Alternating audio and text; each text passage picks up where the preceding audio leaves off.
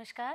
We will continue with our session on consumer perception, risk and imagery, which is a part of module 6.4, and we will be today concluding this particular topic with this session. If you recall, we have already discussed the definition and meaning of consumer perception. We have discussed the differences between perception and sensation, the nature of perception, the perceptual process and the mechanism, and we have also discussed the perceptual mechanism in detail with a focus on perceptual selection, perceptual organization and perceptual interpretation. Today we shall be speaking about consumer imagery, perceived risk and consumer perception and implications for the marketers. So let us begin with consumer imagery. Now consumers basically tend to form images of whatever marketing stimuli they are exposed to. So any and every marketing stimuli which a consumer gets exposed to forms an image in his or her mind.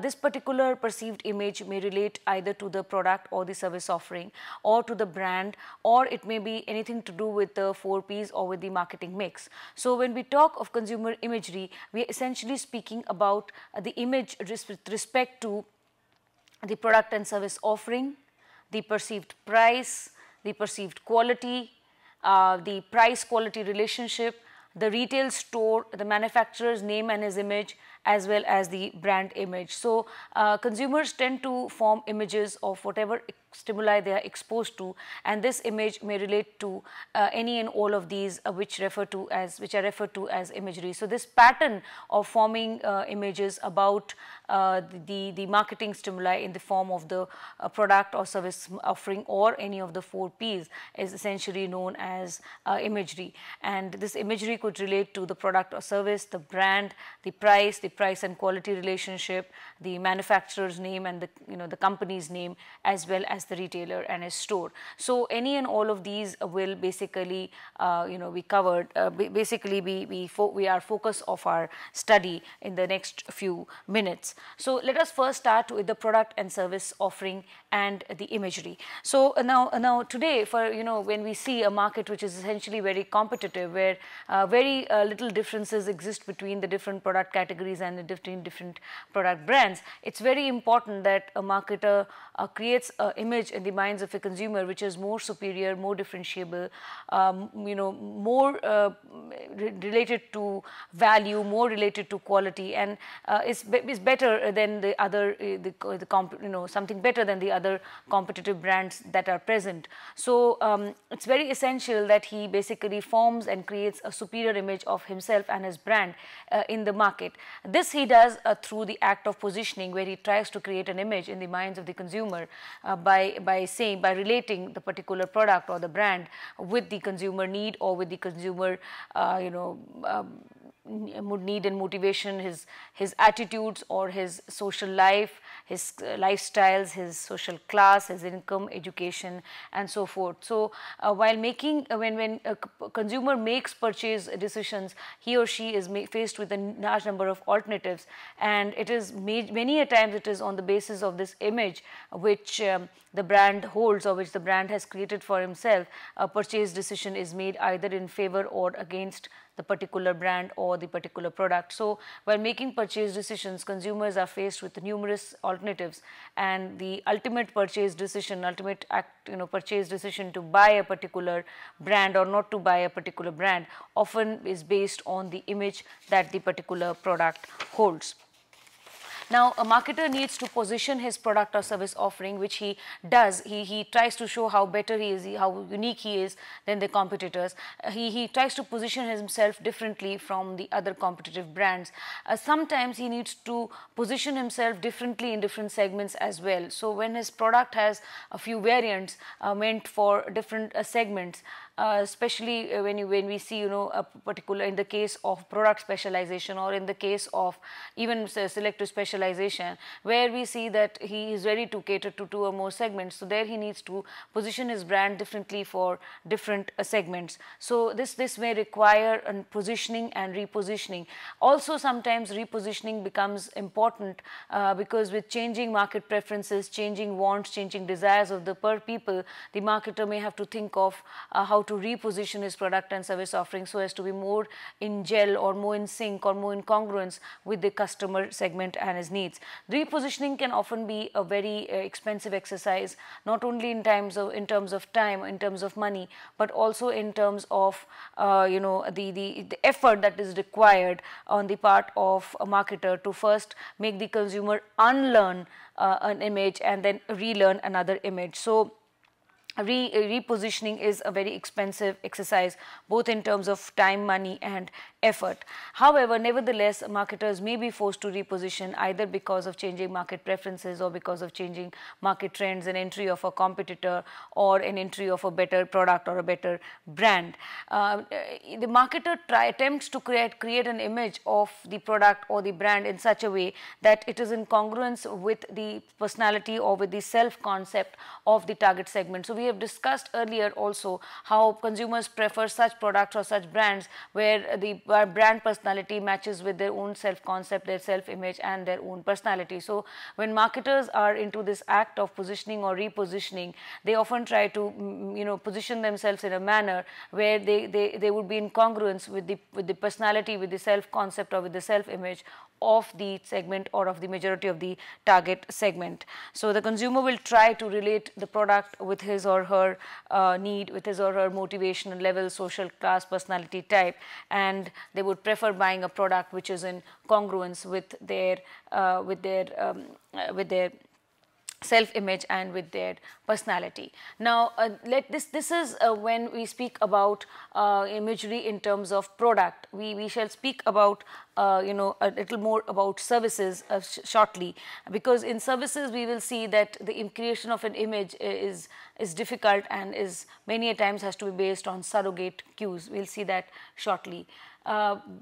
Speaking about the price, okay, so price is also something which is perceived differently by different people, and people tend to develop images with respect to the price structure of a product or a service or a brand. So the manner in which the marketer prices his product also has an impact on consumer decision making, especially when people have a tendency to to perceive a product price as fair or unfair, or high priced or medium priced or low priced. So consumer may perceive a product to be priced fairly or unfairly, or high priced, medium priced and low priced, and this has an impact not only on his purchase decision and his purchase action, but it also has an impact on the level of satisfaction and dissatisfaction that he finally develops. So when we speak about fairness of price, in our subconscious level or in our conscious level, we are always thinking about the price of a product or a service offering.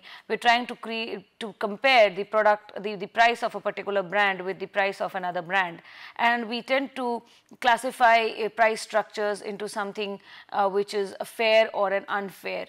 So consumers basically try to always see what the other person is paying. They always want to compare the price at which they have bought a product vis-a-vis the price at which other people are buying the same product, or the marketer is selling the product to them. So the consumer basically tries to see whether the marketer has been fair enough by charging him a price which he is also charging fairly to another customer or not. In case your customer feels that he has been overcharged or overpriced, he tends to feel discriminated, or he tends to feel cheated. Differential price strategies are actually looked upon by many customers as unfair practices. Nevertheless, for social concerns, for ethical concerns, or for to think about socioeconomic equality, marketers tend to bring about some level of differential pricing strategies, especially for the poor and for the economically backward classes, or for the senior citizens. But nevertheless, in some cultures, this is looked upon with a little skepticism, and people are not very happy. They regard them as unfair pricing strategies. So any kind of perceived fairness leads to a feeling of contentment within the consumer and a feeling of satisfaction. And on the other hand, if a person feels that he has been overcharged, or he feels that there has been some unfairness meted out to him in terms of the pricing structure, there is some kind of a discontentment within him, and he prefers discontinuation of the brand, and he would prefer going to other brands. Now, this price fairness is not only with respect to the company, it can also happen with respect to the retailer. In case the customer feels that a particular retailer or a store shopkeeper is charging him more, he prefers to switch over to other stores. He prefers discontinuing his transactions with this particular customer, and he moves with this particular shopkeeper, and he decides to move to other stores or other shopkeepers. So fairness of price not only has an impact upon the brand, upon the manufacturer or the brand, but also upon the shopkeeper or the dealer. This second thing which we speak of is reference pricing. Now, price is always perceived as high, medium or low.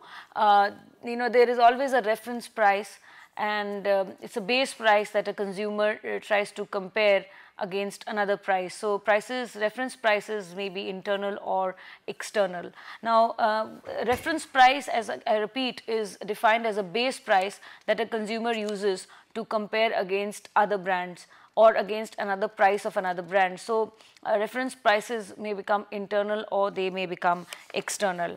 Now, internal reference prices are those which are within a person's memory. They are internal to the consumer, they are stored in his memory, and they are retrieved from the memory bank as and when required. For example, a lady buys sugar in July at the rate of 30 rupees a kg, and when she goes to buy sugar again in the month of September, the shopkeeper asks her for 36 rupees a kg. So it was 30 rupees a kg in July, and in September it has shot up to 36 rupees a kg. So immediate reaction would be to comment that sugar has become very expensive, and this commitment, this particular comment which she makes would be based on information that she derives or she retrieves from her memory bank, and would therefore be referred to as an internal reference price.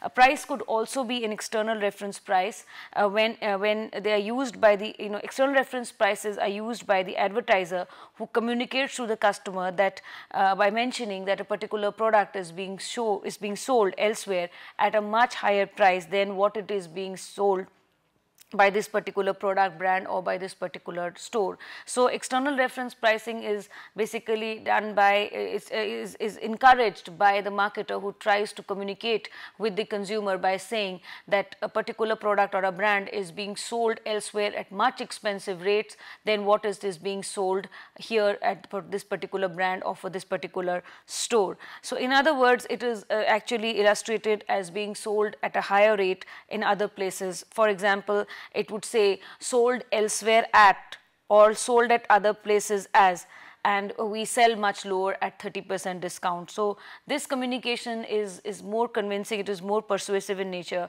to influence the consumer that the offer which is being made by this particular company or this brand is a good offer and must go for it. So externally they are trying to show, externally by saying that it's sold elsewhere at, or it's sold at other places or other stores at this particular price, and we are selling it at say 10% or 30% or 20% cheaper. And so this tries to create an image that we are selling it at much cheaper and we are giving a much better deal, a much better bargain. So this is what we mean by internal reference price.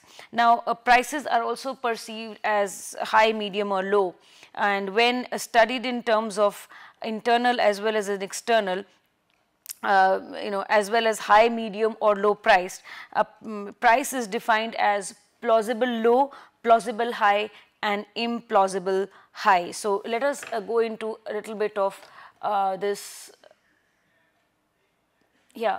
So prices are perceived as high, medium or low, and when we study this in terms of internal and external pricing, we can and we relate it to high, medium and low price. We define it as plausible low, plausible high and implausible high. So when prices fall much beyond the range of market prices, they are regarded as plausibly low, because they are something which are unbelievably lowly priced. It's a surprise, or it's a very unexpected fall, which is something which was not expected, and so it's much below than what a person considers to be actually low price. So it's called plausibly low.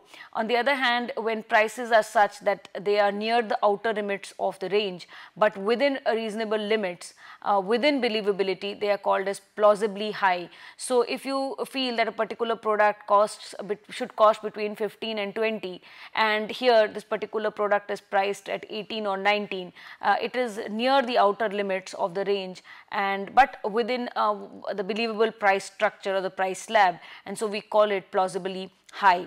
And when they lie much above the realm of reasonableness and much beyond a consumer's perceived range of acceptability, we call it implausibly high. So this is something which is totally unbelievable. For example, if you believed the product to be priced at between 15 and 20 and it's now priced at say 32, so it is something which you will regard as totally absolutely outside acceptable limits and more towards range of much beyond his range of acceptability. So we call it implausibly high. Now it's very important that one understands that as long as a marketer's advertised price falls within the acceptable range, either plausibly low or plausibly high, it would be accepted, it would be assimilated.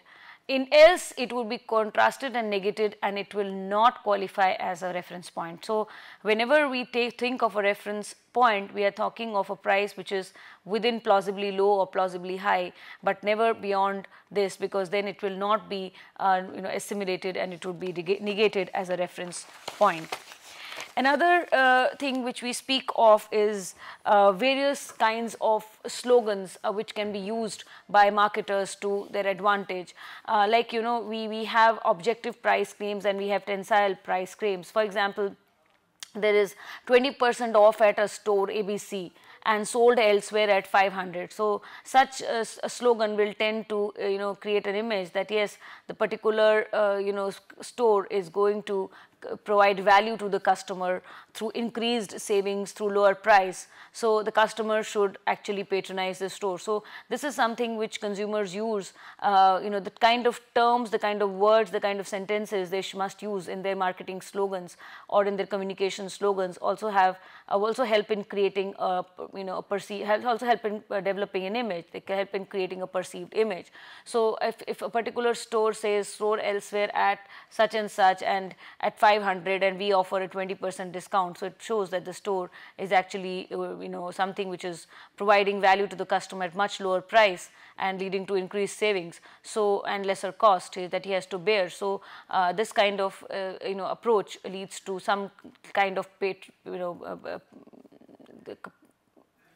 the consumer will have some kind of loyalty, or he will think of patronizing this particular store. The wording and semantics which are used to denote price changes or any information about the price also has an impact on imagery, or it has impact on how people perceive price or how people perceive price changes. So we have objective versus tensile price claims. Objectives are indicative of a single price discount, like for example save 40%. For a particular product or a service offering. On the other hand, tensile price claims are spread over a range, like for example save up to 30% or 40% or 40% and more. So such claims are spread over a larger assortment, a larger product assortment or a wider product assortment, could be a product line or large number of product lines or even a particular store. So they have a larger impact on creation of customer traffic, they have a larger impact on creating, having an impact on customer psyche by encouraging more sales and more revenue for the store. So, we when we speak about the manner in which price discounts or marketing slogans are designed, they have to be taken care of. One, as we said, but the way it is said, say 20% or sold by relating it to an external reference price. So we say 20% off on pantaloons and sold elsewhere at 1,000 rupees, and here you're getting a shirt for 500 or 800 rupees. So that has an impact. Second is in terms of the objective and the tensile price claims. Objective price claims claim a single price discount off on a product or a brand, and that's it. So that is the impact it has on, because it's indicative of a single discount. On the other hand, you have tensile price claims which are spread over a range which says, say 40% of more, or save up to 40% or up to 30%, and this is also going to be over a larger product assortment or a wider product assortment, and going to have a much more impact on customer psyche with respect to the pricing strategy of the store or of the company, and lead to more customer traffic, more sales and more revenue for the store. Discount levels, advertisements indicate discount levels that can be variously framed, and where advertisements are framed as, say, stating the minimum discount levels, like say 5% or more, shopping intentions are less favorable than when they have a maximum discount level, say up to 30% or for 40%. So the effectiveness of an ad will actually talk of the maximum discount level either equals or exceeds the effectiveness of an ad, stating a tensile discount range. So, when you're across a product line, say soaps, varying levels of savings are advertised, say for example 5% on Lux, 10 on Lidl and 15 on Dove. The maximum discount this level will be most effective as a store traffic builder and lead to greater sales, because the consumer begins to feel that he will save more on such schemes. Another thing which we talk of is bundle pricing. When the marketer sells 2 or more products which are as a single pack at a single discounted level, we call it bundle pricing. So the customer begins to feel happy that he has been able to get a larger number of savings than he would get if he was buying the products separately. So bundle pricing enhances the value of the offerings through decreased pricings and increased savings. Now, let's move on further and talk about imagery with respect to perceived quality. Now, quality is, basically we relate quality and price, but we will do that subsequently. But nevertheless, quality is often judged by the consumer by 2 kinds of cues, the internal cues and the external cues. So, internal cues refer to something related to the stimuli, as we have here, something related to the physical characteristics or internal to the stimuli in the form of the surface or the size or the color, etc. Extrinsic are in the form of which are external to the product or service, like the price of the product, the country of origin, the brand image, the store image, the retail image, etc., retail store image, etc. So, for some product offerings, especially product offerings, the quality can be assessed using for product offerings, quality can be assessed by using intrinsic cues or physical characteristics, like different kinds of bakery products and ice creams, they have flavors or they have aroma. Similarly, mouthwashes or detergent soaps have color or smell. So, you can basically assess the quality, but for other product offerings, it's not always possible to to wholly assess the quality on the basis of such intrinsic cues or by experience alone. So the consumer there tends to perceive such products by certain things which are extrinsic to the product, and he talks about the price, because price is generally related positively to the quality. So higher the price, better is supposed to be the quality. They go for a brand image like for Samsung or for Sony. They go for a manufacturer's image, could be BMW or Merck. They go for the retailer store's image, could be in form of Spencer's or Shoppers Stop, or they go for a country of origin, like for example, rubies from Myanmar or gold from Dubai or electronics from Japan. So they try to form images of the product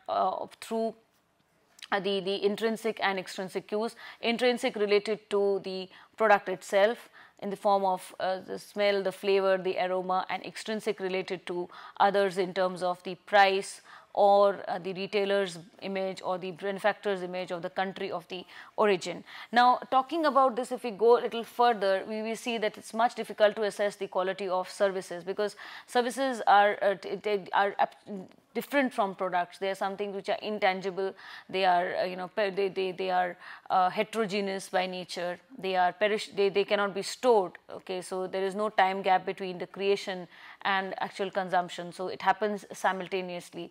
And there are other characteristics which differentiate, like irreversibility of or irrevocability of action. So when we speak about the various characteristics that differentiate from products in terms of intangibility, heterogeneity, perishability, inseparability, or irrevocability, we see that it would be difficult for us to assess quality of services. So a lot of researchers have come up with different kinds of models which try to assess the quality of services, and one such model is which tries to assess services on the basis of consumer expectations as related to consumer perception of actual performance. So there is a gap which actually is measured in between expectations which is before the purchase and usage of a product, and the perception of performance which is after the usage of the product. So based on this, the quality is determined. Other surrogate cues are also used to determine the service for the quality of services. For example, doctor's chamber, the way the manner in which it is designed, or the layout, or the cleanliness, or the different kinds of certificates or awards that the awards that he has displayed, or the certificates which he has framed and mounted on the wall. So all of these basically will be indicative of the quality of services that would be provided by a doctor. Similarly, for the hotels, the kind of ambience, the kind of layout, the kind of atmosphere, the trained staff, the accreditations, or the kind of awards which the hotel has got, or the star ratings and the various accreditations which they have got will actually act as cues. They are all surrogate cues which will help us assess the quality of the hotel. So this is with respect to the quality of services. But unlike products, the quality of services may be inconsistent and will vary from day to day, or from week, or from months. So for example, during peak hours, or during certain months of the year, the customer traffic for certain kinds of products and services, for certain kinds of services, increases. Like you have during weekends a lot of rush for certain kinds of services, or during holiday season there is a lot of rush for hotels or for tourism industry. So during peak hours or during certain times of the year, quality may get affected, it may get inconsistent because of excess of demand, excess of customer traffic, and incapability of handling such a huge traffic. So thus a lot of service providers offer different kinds of discounts. They offer off-season discounts, off-season rebates to encourage to manage a customer flow across the year, so that they don't get jumbled up for one particular month or one particular time of the year. Rather, the traffic can smoothen out, and they can streamline and distribute the traffic flow or the customer flow across the year. So this is what we speak about this quality of services. Now let us move beyond and talk about the price quality relationship and the imagery. So consumers basically relate quality with price. Price is seen as an indicator of quality, it's positively related. So the higher the price, the better is supposed to be the quality of a product or service offering.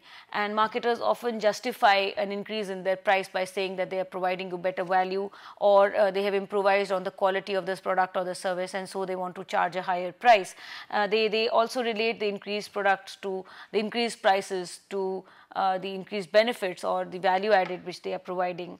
They also link quality with the reputed brand name and the brand image, or with the store image. So, while price of the product or service offering has a positive image on perceived quality, price has a negative effect on perceived value and consumers' willingness to purchase. Now, the perception of an increased price and quality relationship may counteract for a marketer who sells higher end as well as lower end products. So, in such a case where higher price would imply a superior quality, the lower price may imply that it is a poor quality, or the marketer has compromised on quality, and so this may harm the sale of lower end products. So, in case a marketer sells both high end products and low end products, and he tries and relate the high end with the quality, it may also be perceived by consumers that the low end products or the low price products have been compromised on quality and do not offer as much as value which they should be offering. So, that is why it is always better to brand the product individually, position it individually rather than as a family brand. For example, you have Unilever, which has actually followed this practice beautifully. They have a Lakme, which is a higher price range, and they also market LA, which is their lower priced range. So, they are meant for two different segments, and they are priced accordingly, because in case you try and show that we offer better quality and we give you higher price because we offer you better quality. So, when you are providing something at lower price, consumers may often ask that does it mean you are compromising on quality. So, this can be a difficult situation for a marketer if he is handling two different kinds of products. So, his strategy may counteract against each other. Another piece of image which gets created is with respect to retail store and image. Just as products and services are positioned similarly, retail stores are also positioned.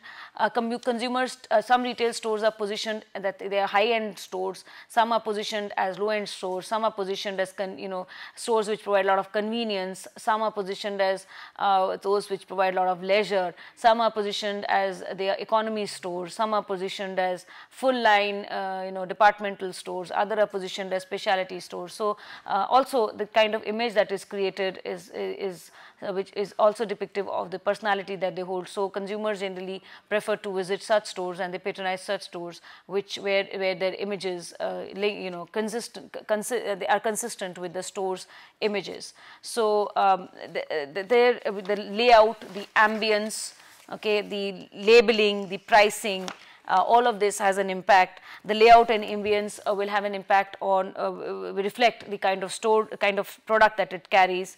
It could be a specialty store which carries apparel or clothing, or a departmental store catering to edibles, clothing, and even durables. Compared to layout, ambience has a greater impact on consumer perception. Labeling, retail stores often have undergo this exercise to create an identity for themselves, and they come up with something which is called as private label brands.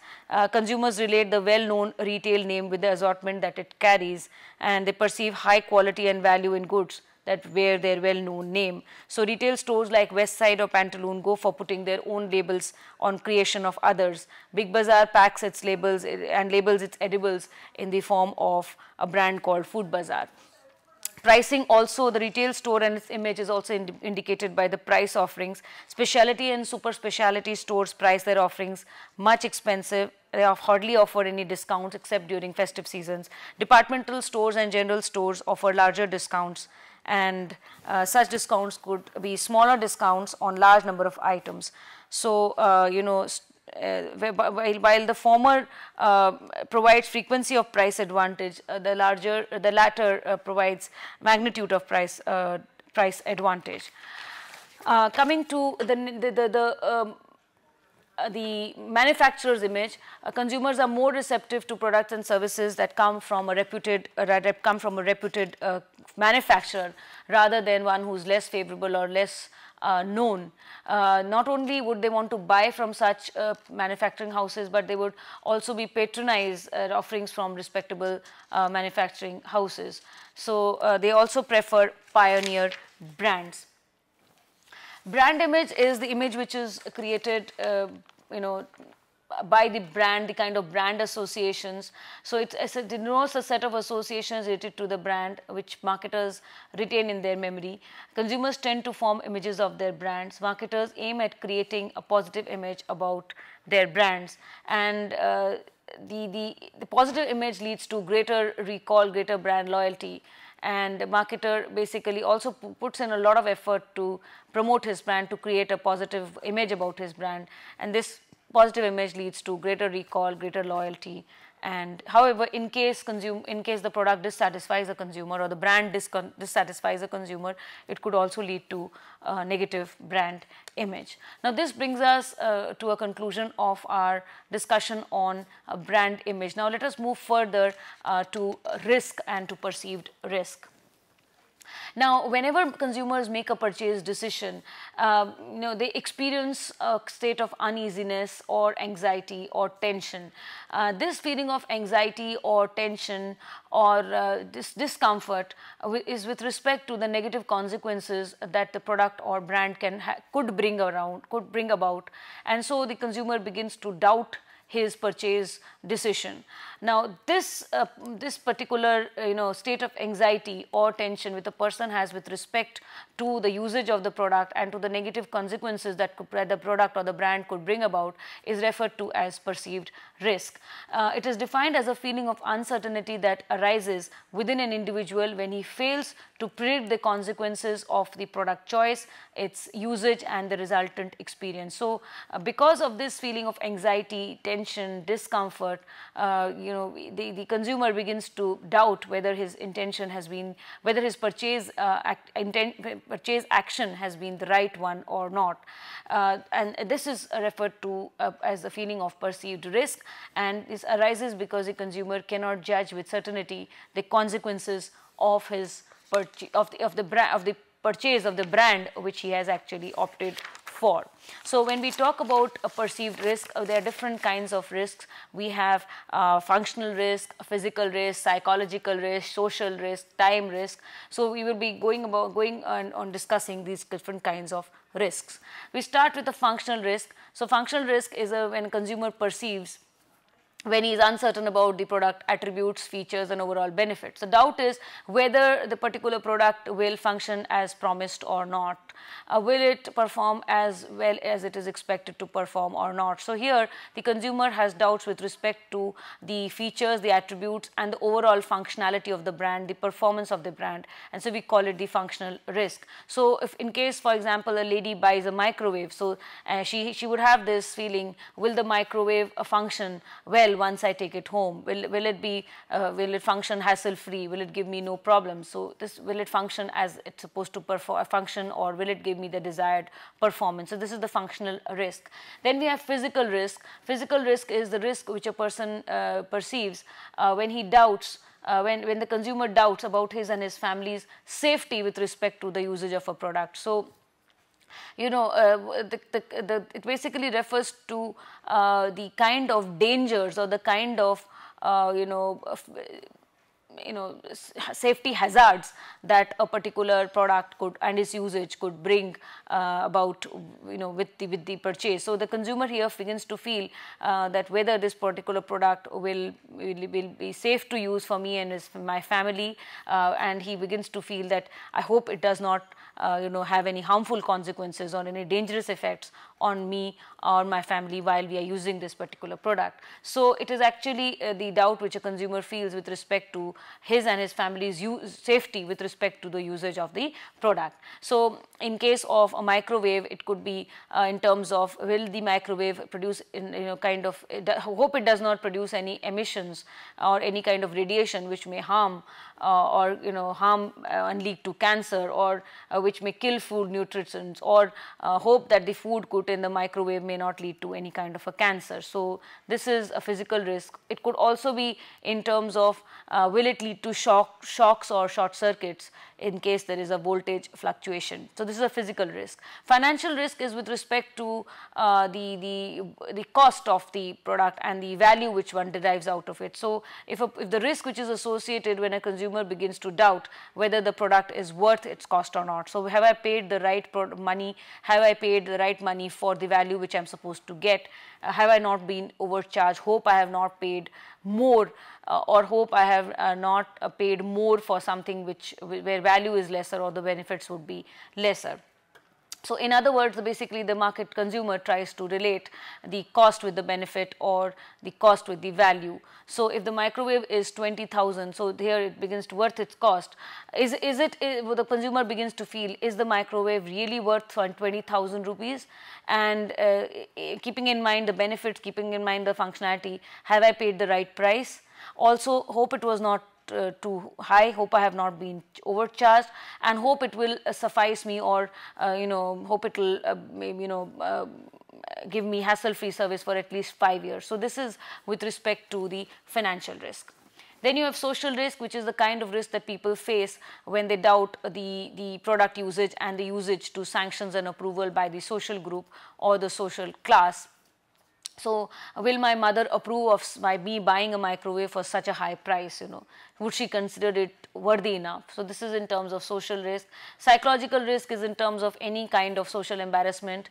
Hope it does not lead to any social embarrassment. Hope it's aesthetically sound. Hope my friends, like it, and there would be no ridicule with respect to it. Hope they like it and would appreciate it. That is in terms of psychological risk. And then you have time risk, where the consumer doubts whether the time he has spent in the cognitive, while the time which is put in on cognitive effort and physical activity is worth it. Has he made the right choice? Hope he has not made the wrong choice. In case he has made the wrong choice, he'll have to go through the process again. So the consumer is uncertain and doubtful about the time which he has been wasted by making a wrong choice, or that he'll have to spend the time again. So in terms of this example, it would mean, will the microwave function well, or will I have to soon replace it, or whether I have to make frequent trips to the dealer for repairs. So these are the different kinds of risks that we face. Now the level of risk, which will always vary across people, it will vary across product category, it will vary across the situation. So the risk per se is not relevant. What is important is the risk that the consumer perceives. So it's more important is what is the perception of risk. So we will not say that risk is what is harmful or dangerous for a marketer. It is a perceived risk, because this risk is going to be perceived differently by different people on different product categories, on different purchase situations. So what is of importance is the risk that the consumer perceives in the form of what we know as perceived risk. Now risk varies across people. For some people, they perceive higher degrees of risk, while others perceive lower degrees of risk. Higher risk perceivers are referred to as narrow categorizers. They are very conservative in their approach, and they will prefer excluding the new and the unfamiliar alternatives to the old and familiar ones. So they approach the old and familiar rather than the unfamiliar. Then we have low risk perceivers, who are broad categorizers of risk. They would rather go for the unfamiliar and try out something new rather than they are risk takers. So they would rather go and try out something new which would prove better than going for something which is in the normal course, a normal product. So they are broader categorizers of risk. They are risk takers. They make a choice out of large number of alternatives, and they make a choice very carefully so that they don't make a wrong choice. So they look into different alternatives with lot of physical and cognitive effort, and finally end up making a very sound choice. So we have high risk perceivers who will they would prefer going with the familiar and avoid the new, because they fear a wrong decision. And we have low risk perceivers who are ready to take all kinds of risks and try out new products and new brands.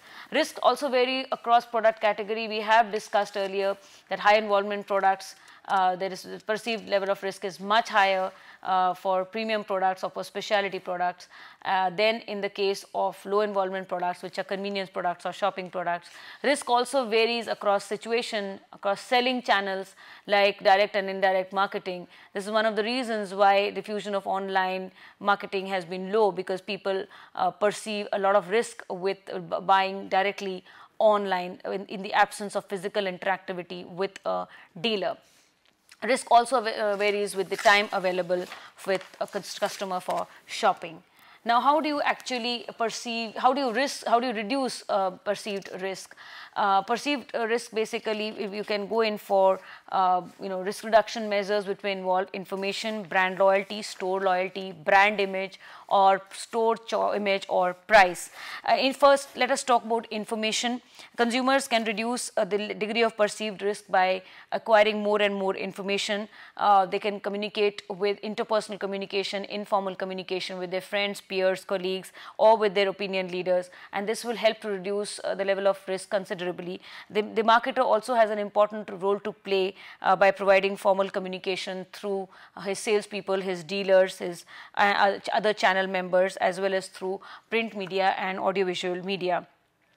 Information here provided by the marketer would relate not only to the features, attributes and benefits or the overall value, but should also relate to the reassurance that buyers that they have made the right choice and with respect to the product or service offering. The more the information provided, the more confident will a consumer be, and the more confident he is, the more likely that a purchase situation in favor of the brand will occur.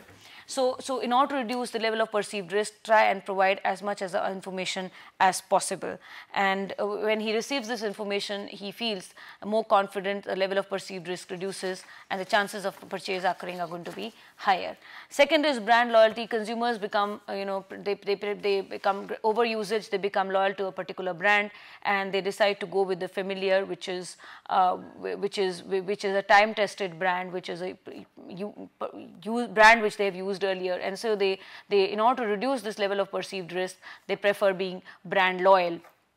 In case of stimulus generalization, which we have seen earlier, family branding and product-like extensions could gain favorably, because people who are loyal to a particular product from a brand or from a manufacturer will tend to be loyal and show loyalty towards another product which is offered under the same brand. So, purchasing the same brand reduces the level of perceived risk. They prefer to confine themselves and patronize brands which are time tested, and rather than venturing out into buying something new. Third is with respect to store loyalty. Similar to brand loyalty, we have store loyalty. Consumers tend to become loyal to certain kinds of stores over a period of time. They visit a store, buy products from there, develop a personal relationship with the dealer or with the store shopkeeper, and they believe going to such stores where they have built-in relationships, because they feel this level of physical interactivity as well as interpersonal relationships will not only lead to good advice and opinion from the shopkeeper, but also provide them reassurance, and in case the product turns faulty or there is a problem, they can always go back to him for help and support. So, they prefer going to such stores where they have built a relationship, and with the storekeepers or with the shopkeepers or with the salespeople. Buying from such stores also reduces problems related to service or warranty or guarantee or replacements, and the customer can always rely on the storekeeper in case of any kind of complaint or any kind of dissatisfaction. Coming to the next, which is brand image. Consumers often make product choices with respect to on the basis they make product choices for certain brands which are high on image, or which have a good image as quality brands, or as pioneer brands, or as premium brands. So consumers make choices based on reputation of the quality, credibility and dependability, and they go in for well-known brands rather than for unknown brands. So brand image also is used to reduce the level of perceived risk. Store image, the kind of image that a store creates, would also relate to reputations of the store, its credibility and its dependability. and a reputed store provides the customer with reassurance that any kind of complaints would be addressed to. So this also reduces the level of risk. Finally, price. Consumers try and relate price with quality. A high price is seen as an indicator of quality, and consumers use price as a cue to buy the most expensive product or the variant because they feel that the product or the brand which is most expensive will give them the most, they give them the best quality or the highest level of quality and service. So they prefer going for such brands which are high in price. So it is through any and all of these measures that a marketer can basically reduce the level of risk associated with a product category or with a brand. It could be either, the marketers could use any of these strategies either by providing more information or by developing brand loyalty, or developing a good brand image, a store image, or store loyalty and price. So now let us, this brings us into a conclusion on our discussion on risk. Now let us move further and see how perception, imagery and perceived risk have implications for marketers.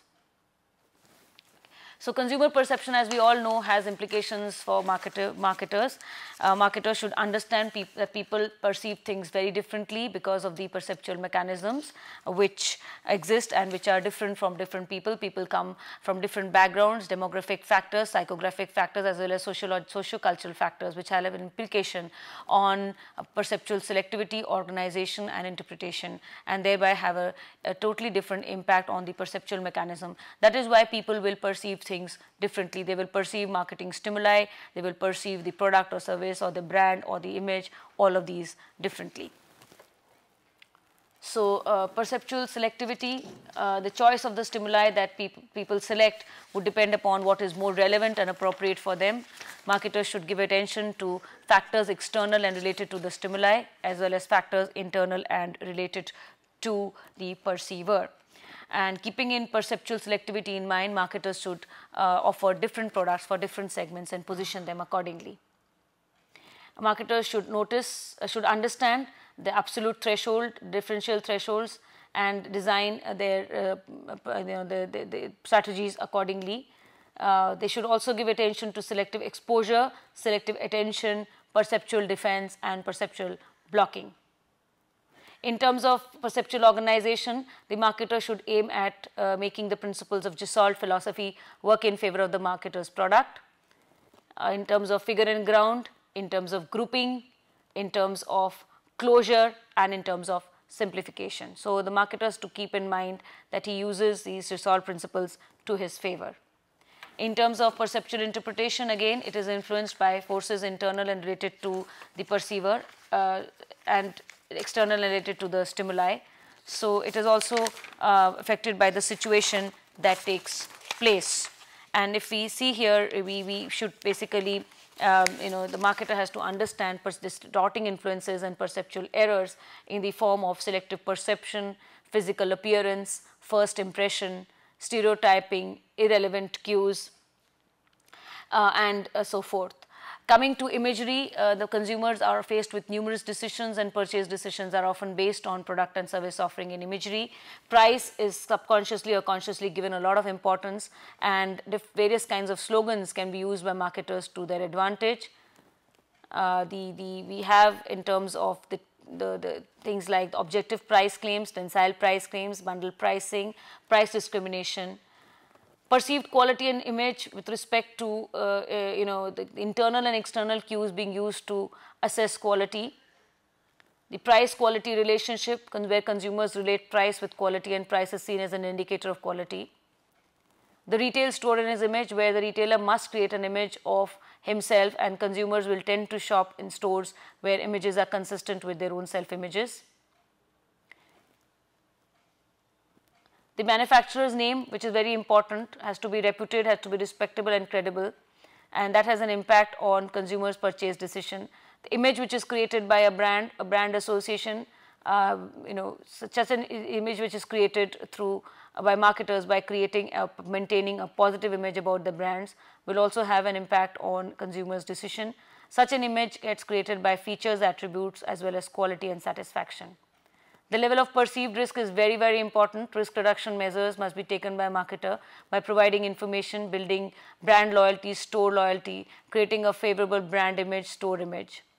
And by using all of these, marketers can basically try to take advantage of a perception to his advantage. They can try to build a good imagery, and they can try and reduce the level of perceived risk associated with their product and with their brand. Coming to the references, Arcel, Consumer Behavior and Marketing Action, Loudon and Della Bitta, Consumer Behavior, Kotler and Keller, Marketing Management, Peter and Olson, Consumer Behavior and Marketing Strategy, Schiffman and Kanu, Consumer Behavior, Wog Richard, How Advertising Works, a Planning Model, Journal of Advertising, Wong Richard, How Advertising Works, a Planning Model Revisited, Journal of Advertising Research, and Wells and Prensky, Consumer Research, John Wiley. Coming to